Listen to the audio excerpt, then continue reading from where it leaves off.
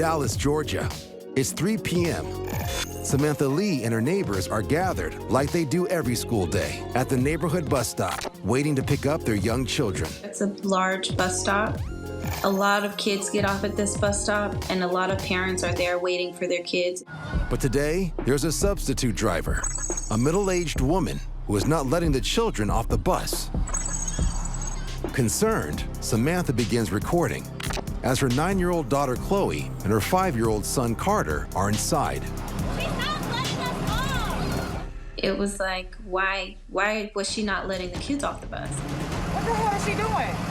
Who is she talking to? The driver looks agitated as she shouts into the bus's radio, and it worries the parents. I'm feeling very confused and scared, to be honest with you. And now, a mundane daily routine starts to get uncomfortable when all of a sudden, Come on, baby. the driver takes off. What the Hey! Hey!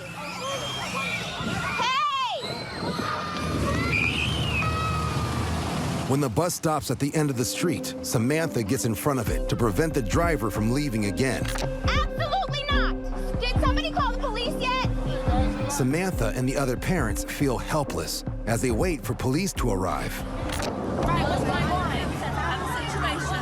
Okay. We have kids that don't have any documents on their. Okay, my son is just. But they've been doing it for the same routine. She said that some kids didn't have documentation to get off of the bus, but my daughter didn't need documentation to get off of the bus. She was 9 years old. While the driver claims to be following protocol, the parents are frustrated because she won't release any kids, even children whose parents are there in person to meet them. Okay, what's going on? The cops are on their way. Okay. The driver eventually opens the door, and a few of the worried parents rush on to retrieve their kids. Chloe, get off the bus! But things quickly turn ugly when the driver allegedly pushes one of the parents, and the parent slaps her. Are you nuts? Clearly stunned, the driver suddenly slams the door shut and puts her foot on the gas.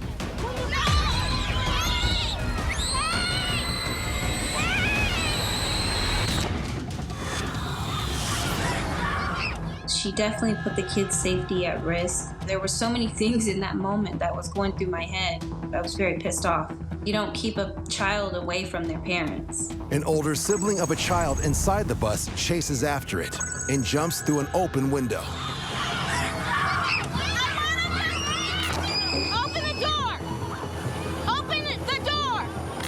I went into mama bear mode and stopped the bus again by standing in front of it again a second time. And that time I wasn't gonna move until the police got there. Ma'am, please let our kids off the bus! At this point, she wasn't opening the door again.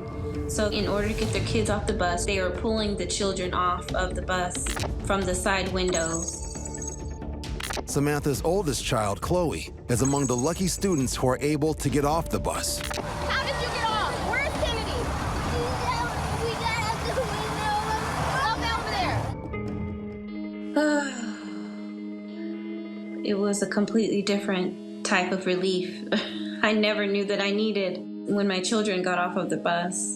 Thankfully, police arrive moments later. Nuts. I have it on video from the beginning, sir. She didn't want to let the kids off the bus. After speaking privately with the driver, police finally release the remaining children to their much relieved parents. Police charged both the driver and the parent who slapped her with simple assault. After an investigation, the school fires the driver for numerous violations that jeopardized student safety. While the incident is traumatic for all those involved, Samantha says there's a silver lining to the story. This situation has definitely brought our neighborhood together. We protect each other's kids, and we all had each other's backs that day. And despite the ordeal of the day, Samantha won't let it change her family. You would think that I wouldn't allow my children to ride the bus again after this crazy incident. But yes, they are back on the bus with their original driver. I just think this was like a freak accident. I don't think this would ever happen again.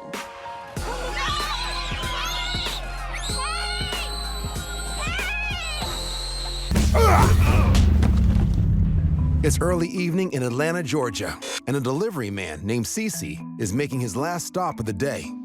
He's eager to get home to relax when he's approached by a woman whose mail he just delivered, and he immediately starts recording.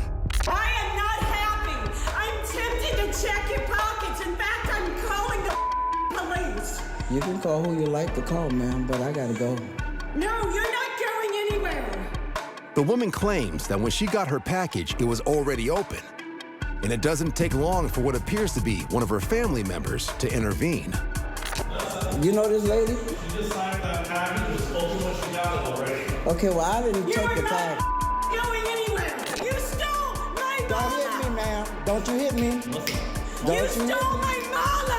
Malas are necklaces, like the one she is wearing. Often used in meditation, it's said they can help the wearer find a calm mind and a sense of peace. You stole my jewelry out of this package. Girl, I I'm am not not happy. Empty your pockets. I'm not emptying nothing. Not a thing. Empty your pockets. I'm not emptying anything, ma'am. Come on. You're being recorded. Come on. You sure are. The woman's apparent family member steps in to defuse the situation, and Cece heads for the exit. But the woman isn't done with Cece yet. And this beautiful jewelry that you stole. Exactly. Thank you. Thank you. Thank you, ma'am. I appreciate it. Why would I give you an empty package if I steal it? Cece is finally able to head home, but that's not the last he hears from the enraged neighbor. According to him, she shows up at his job the following day and demands that the person who stole her mala be fired.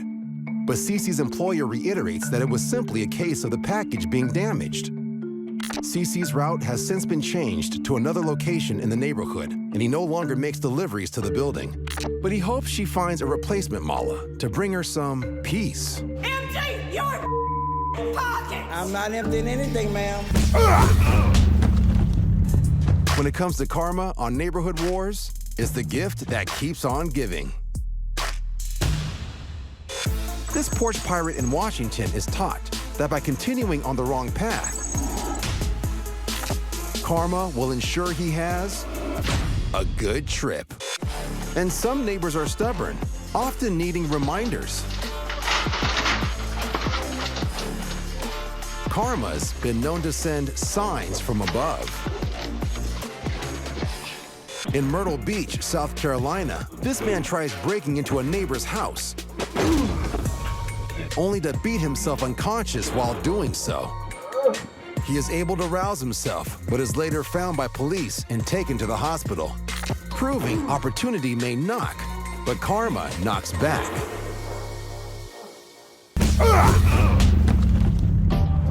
Thanks to modern technology, it's easier than ever to get what you need sent right to your front door. Whether it's a large order of late-night impulse buys, some snacks meant for the dog, or a piping hot pizza with a side order of the Batusi dance. But today in Indiana, a man who ordered $120 worth of tacos believes that he's tracked down his delivery man. He's following the driver's last known location through their delivery app after his taco order never shows up. He convinces himself that the man in the hat is the delivery man, and the man in the yellow shirt is the delivery man's neighbor. Listen, bro, he had an accident. I'm eating right now. I can show you I'm eating. So where's the food at? I don't know. He had an accident. Like, he talked to So us. you telling me you ain't got the food here? No. The man in the yellow shirt claims the delivery man lost the tacos after getting in some kind of automotive accident, but he never contacted anybody to cancel the order. However, the man behind the camera thinks these two have helped themselves to his tacos. The man recording claims he can smell his order behind the door and is none too thrilled about it. So the food just disappeared in the accident. I guess he took it back. I don't know. I don't know. I don't know any of this stuff. When suddenly, the suspected delivery driver bursts out the door Hey, stop. with a knife. The taco fan didn't come for his food unarmed and quickly produces a 9mm handgun. What's up? Just leave, bro. The dumbfounded duo are outgunned and quickly retreat into their home. Unfortunately, the man never recovers his tacos, and after getting a refund from the delivery app, orders lunch from a different neighborhood restaurant. but he believes he teaches them an important lesson that day. If you're working for a traceable delivery app and the food allegedly doesn't show up, don't be surprised if a hungry neighbor comes looking for their lunch. What's up? Just leave, bro. They say lightning doesn't strike twice, but it seems bad neighbors do. And Hector Martinet has already tussled with a bad neighbor or two. Trying to rob me. Come on. Oh, hell no. This video catches a previous attempt at someone trying to burglarize Hector's house. If I ever see you again, dude, oh man, you better run. But now they're targeting his neighborhood. You just hold on. It's days before Christmas. Hector sees a young man taking a package off his neighbor's porch. It's your cousins, huh? Oh yeah, you're just dropping it off, or what are you doing with it? There's a book in it. Yeah, let's take it over here to the owner. Come on. I know everybody in the neighborhood. I've lived there a very long time. I love my neighbors. Put the pack up there now.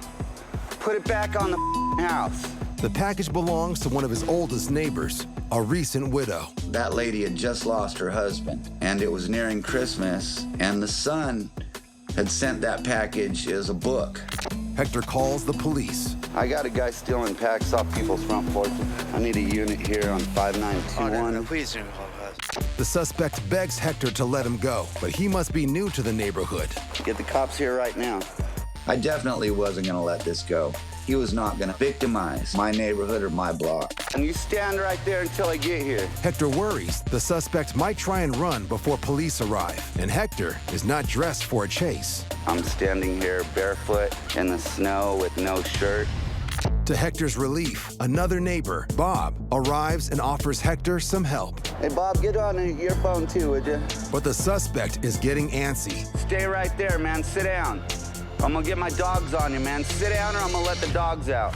And once he steps off the porch, Hector resorts to plan B. Here, Bob, hold this. He hands the phone to his neighbor and prepares to keep him there by whatever means necessary. You ain't big enough. Now sit your ass down on that porch. I'm gonna lay you out on the snow.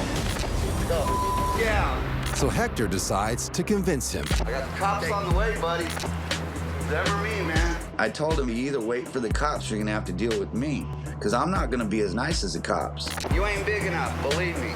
You hear me? You come to the wrong neighborhood. Hector scolds the suspected porch pirate until police arrive.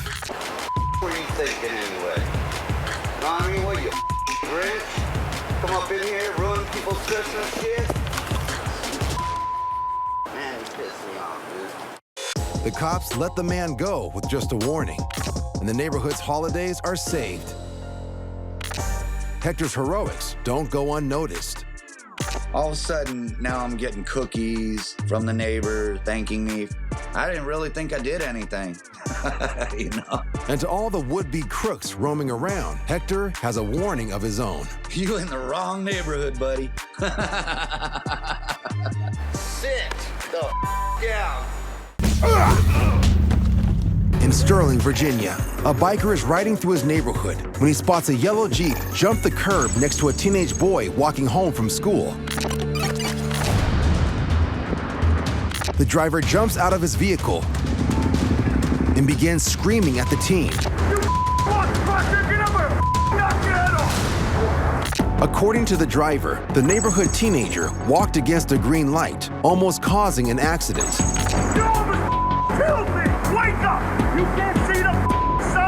Seeing how angry the driver is, the biker decides to intervene. Hey, dude! Hey, you need to calm down on that kid. Come on, man. No, I'm calling the cops. Go ahead, cop. Call the cops. I got it all on video, dude. What the I got it all on video. You need to calm down. What are you, a professional videographer? It doesn't matter. The school kid seems unfazed by the near-death experience. You all right, dude? But when the biker calls the driver out for threatening the teen, you yelling at him, that's assault. The driver is put on the defensive. I'm in shock right now. Him. I don't even know what I said because I'm in shock. I got it on video and audio. You threatened him. Claiming he is suffering from mental shock. I'm in shock, sir. The driver is now the one being driven over the edge. I'm in shock. I don't know what I'm doing. Ran over a guy who was walking against the green light. They're sitting here with this passive-aggressive tone as if there's no emotion attached to almost getting in a life-threatening accident. He's got a camera that somehow negates human emotion. I am in shock from what just happened, and he's sitting here trying to negotiate with me. And while the driver may be looking for a sympathetic ear, all he's getting is more agitated. If you're going to bully me passive-aggressively, then I am going to file charges against you for harassment. I am in shock, and I need help. Then go sit on your bumper and wait for the ambulance to show up. The cops arrive minutes later, but finds no laws broken, so all parties are allowed to leave. Thank you, though. It would be me against him right now. The clip is uploaded, quickly going viral and watched over 100,000 times, with many questioning whether the driver is reacting fairly or fairly overreacting. I don't even know what I said because I'm in shock. On video and audio, you threatened him. Trick or treat? It's the age-old question asked by millions of neighborhood children every Halloween night. But this Lakewood, Colorado homeowner is putting a twist on trick or treat, risking the wrath of the neighborhood kids by offering no treats and only tricks, like soy sauce, ice cubes, grapes, and even dillweed. The first set of neighborhood kids steps up to the plate.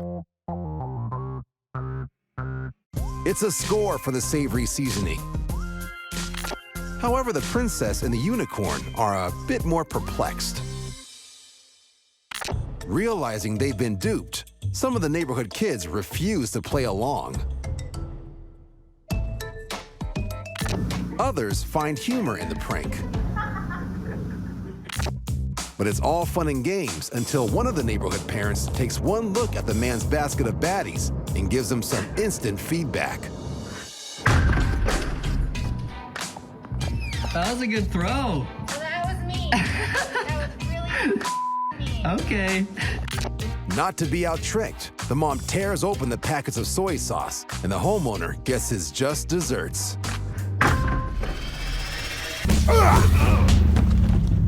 It's an ordinary Tuesday afternoon in Springfield, Tennessee. Jeremiah Payne, his wife, and their 5-year-old daughter are out for a family walk when the girl accidentally drops a candy wrapper on the street.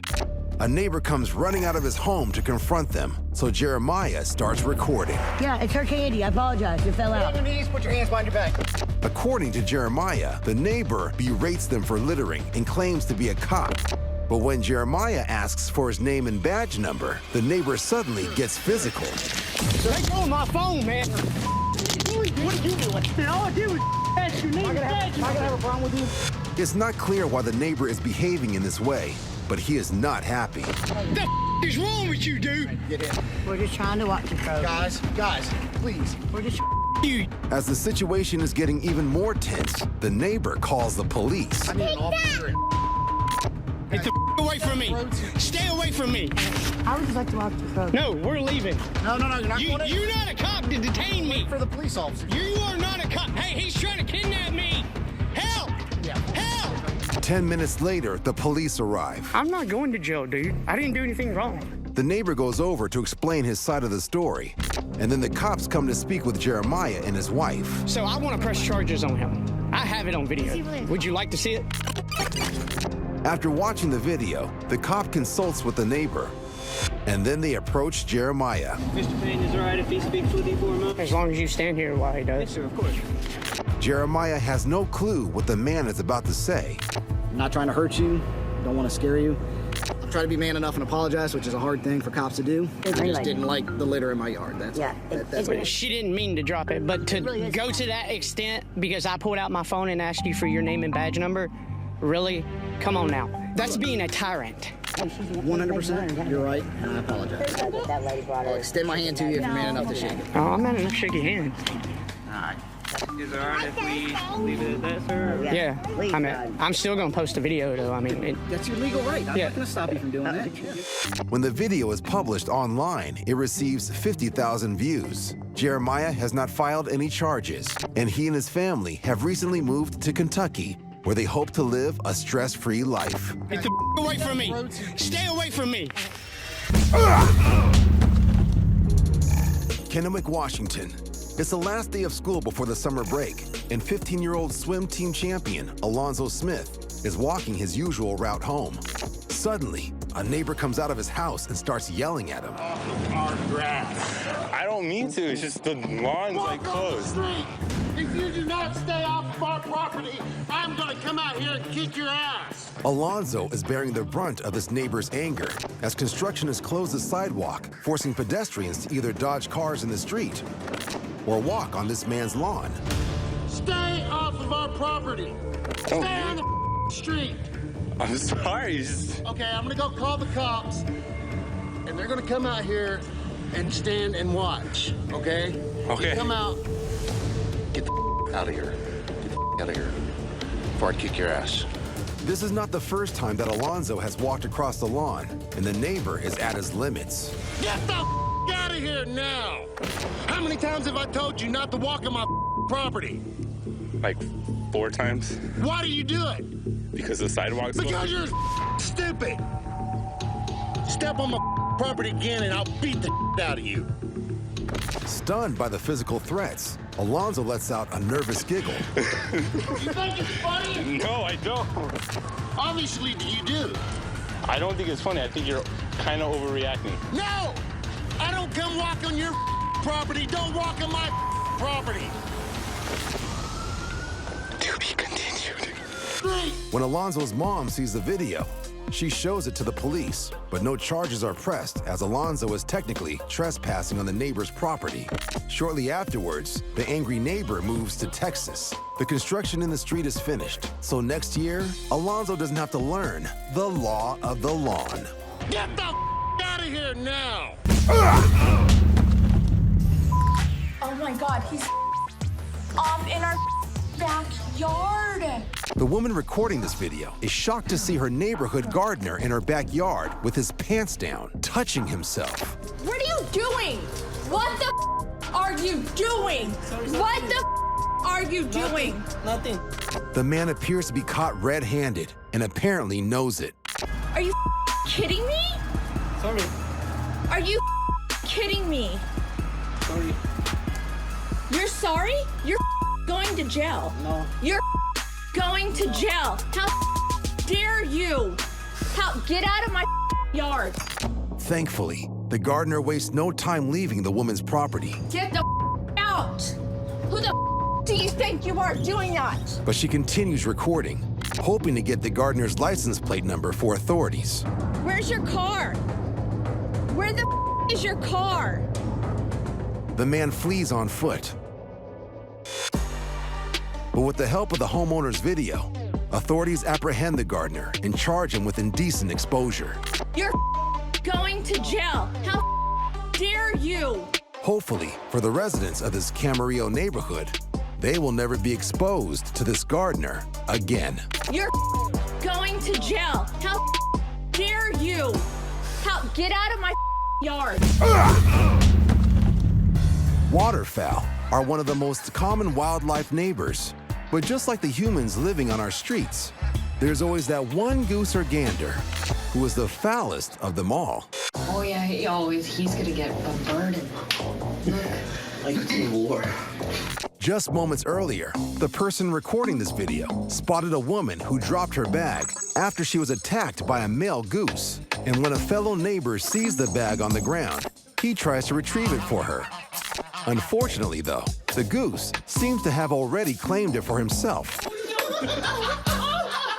And a neighborhood war ensues. While the gander has the clear aerial advantage in this battle, the human controls the ground war, neutralizing his opponent's attacks with the morning newspaper. Round 1 to the human. But this angry fowl isn't giving up. Both the goose and the neighbor get in some good shots in round 2, and the judges call it a draw. After thwarting a flying attack to his head and returning the bag to his neighbor, the human is declared victorious. This gander, though, isn't just a neighborhood bully. He's a poor sport, too. Los Angeles, California. It's the middle of the COVID-19 pandemic, and like many Americans, Derek Downey is stuck at home. Luckily, he has a back porch where he can relax and connect with nature. I live close to the woods. There's a lot of wildlife surrounding my neighborhood.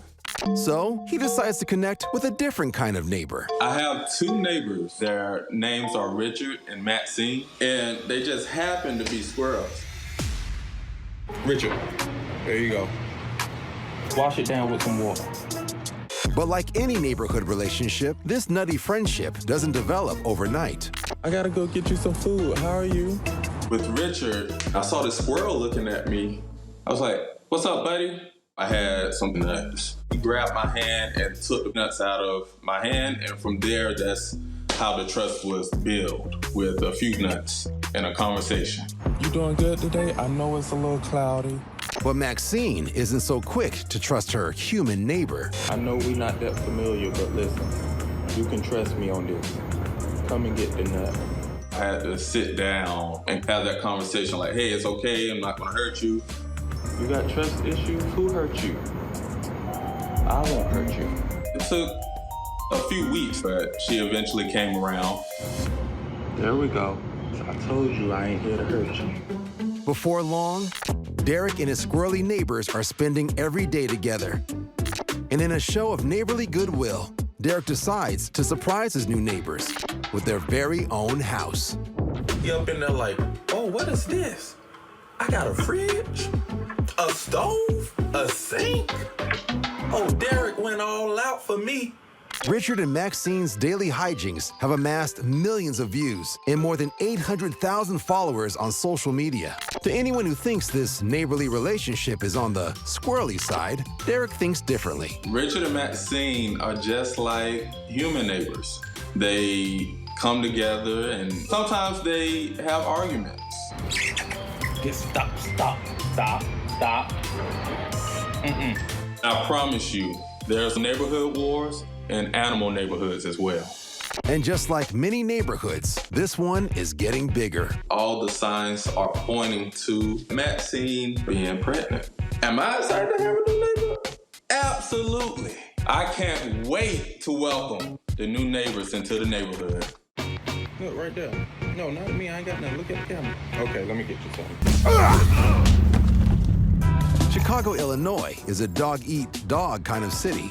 And nobody knows that better than homeowner and electric engineer Matt Micah, who's called Chicago home his entire life. My neighborhood is pretty population dense, very family oriented. It's a nice neighborhood. We have a lot of runners, families, nannies with kids. Unfortunately, as nice as my neighborhood here is, there's a ton of carjackings, shootings, and robberies. That's why I have so many cameras. While working from his shop at home, Matt is able to keep an eye on his entire neighborhood. One thing he familiarizes himself with is his neighbor and her very large dog. Every time I went out, I was very careful. And I'm like, all right, this lady ain't gonna be able to control that dog, and that dog decides to go that way. One day, while Matt is working at home, he notices in one of his camera feeds his neighbor taking her dog out for a walk and a jogger heading right towards them. The runner was 20 feet away from the dog running toward the dog, and you can clearly see that the neighbor could not control that dog. He's running toward the dog, and the dog is already bucking like a bull. Suddenly, the neighbor's dog manages to get off leash and immediately goes after the runner. That's a small girl. The dog weighs more than the girl does. That dog's gonna go boom and come right out and go after the person. The disorderly dog tries to bite the runner over and over. And when it becomes evident the neighbor isn't going to gain control of the dog, the runner makes a quick and desperate move. I think his decision for jumping on the fence was probably the best bet. One thing that a lot of people don't think about is that dogs do not give up unless they're incapacitated. The outcome could have been pretty bad if he decided to take the dog on. But just because the runner's safe doesn't mean the rest of the neighborhood is. Unable to reach the runner, the dog sets its sights on an older couple. I was sort of scared that the dog was gonna go and attack the lady and the guy getting out of the car. And then after that, yet again, go after the guy that was carrying like a grocery bag. Finally, the girl got him under control. And I was just like, man, I've been telling this girl forever about this dog. This day was gonna come, and here it was. Matt heads outside to check on the runner, who thankfully only has a few scratches. I saw the guy and, told him to come down and stay in my yard and just do whatever he has to do. I basically just went back to work. A few hours later, the police showed up. After getting the full picture, the police write Matt's neighbor a ticket for having the dog off leash, and everyone goes their separate ways. Even though they all escaped the incident without serious injuries, Matt still thinks his camera footage contains a valuable lesson should a neighbor find themselves in a similar situation. It could have been completely avoided if the runner just would have paid attention. Because if he would have just slowed down, let the dog calm down, he could have walked past the dog and just kept on running. The whole situation could have been avoided.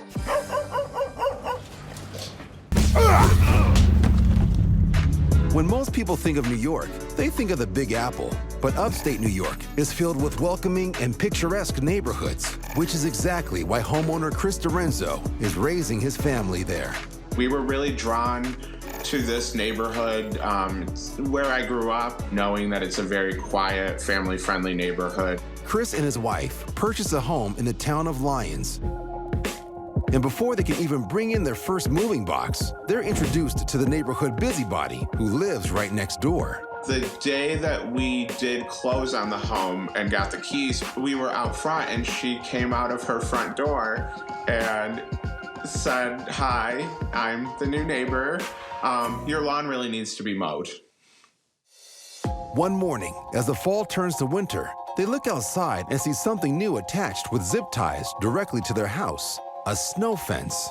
So a snow fence typically help prevent the snow from blowing over the road or over your driveway. It is very uncommon to find a snow fence in a residential backyard, such as this.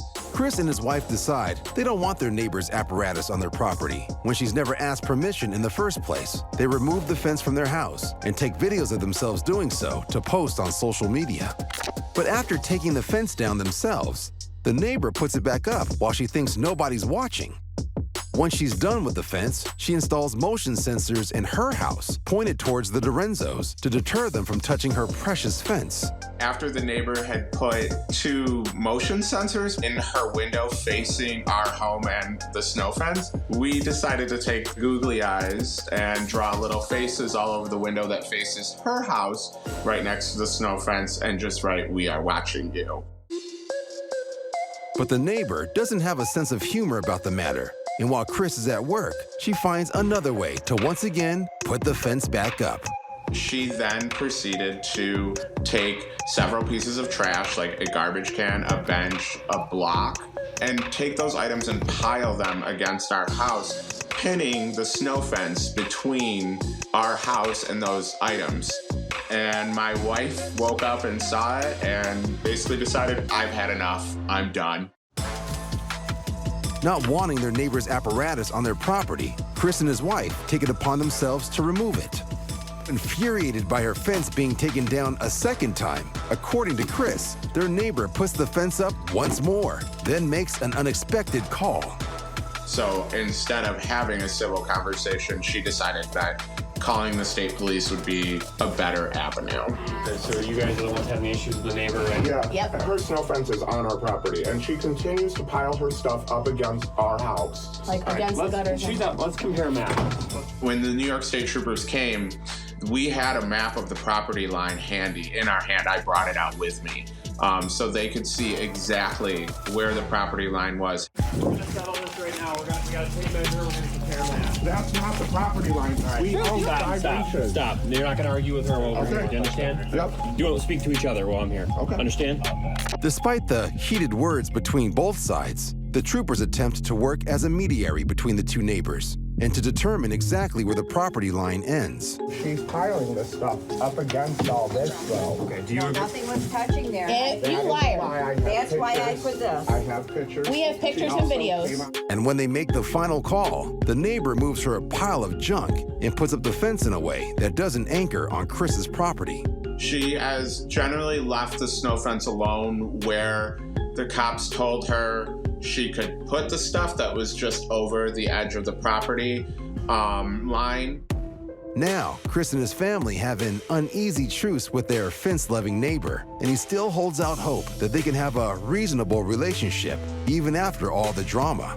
This experience has really taught me to listen to your neighbors and try and understand where they may be coming from.